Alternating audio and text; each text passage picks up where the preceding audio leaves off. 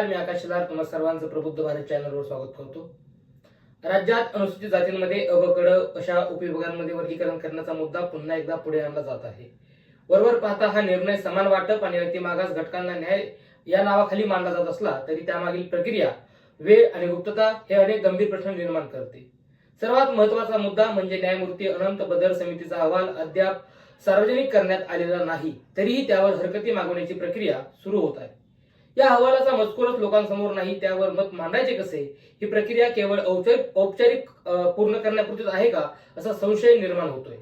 याहूनही गंभीर बाब म्हणजे या प्रक्रियेची वेळ 14 एप्रिल म्हणजे डॉक्टर बाबासाहेब आंबेडकर जयंतीचा दिवस। हा आंबेडकरी समाजासाठी अत्यंत महत्त्वाचा दिवस। या काळात समाजी जयंतीच्या कार्यक्रमात व्यस्त असताना 15 एप्रिल पर्यंत हरकती आणि लगेच 17 ते 18 एप्रिलला सुनावणी ठेवली जाते। ही घाई नेमकी कशासाठी?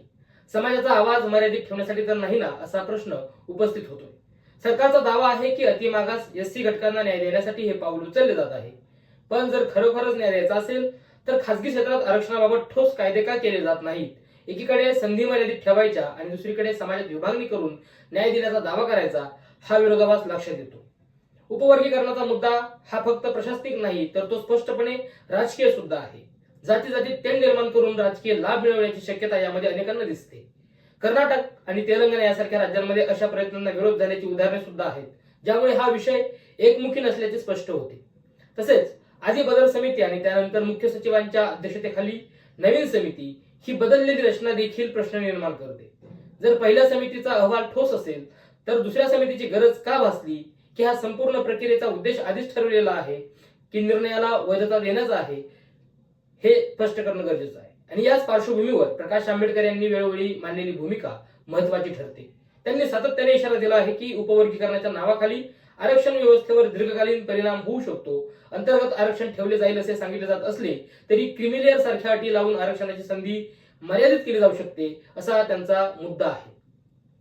ॲडव्होकेट आंबेडकरांच्या मते आरक्षण ही फक्त योजना नाही तर ती सामाजिक न्यायाची शिडी आहे आणि एकदा ही शिडी कमकुवत झाली तर वंचित घटकांसाठी संधीचे दरवाजे बंद होऊ शकतात। आणि यांनी त्यापूर्वी स्पष्ट केले आहे की संविधानातून आरक्षण कमकुवत झाले तर लोकशाहीच्या तत्वावर सुद्धा परिणाम होऊ शकतो। आज परिस्थिती अशी आहे की आरक्षणाचा मुद्दा फक्त धोरणात्मक राहिलेला नाही तर तो राजकीय संघर्षाचा केंद्रबिंदू बनत आहे।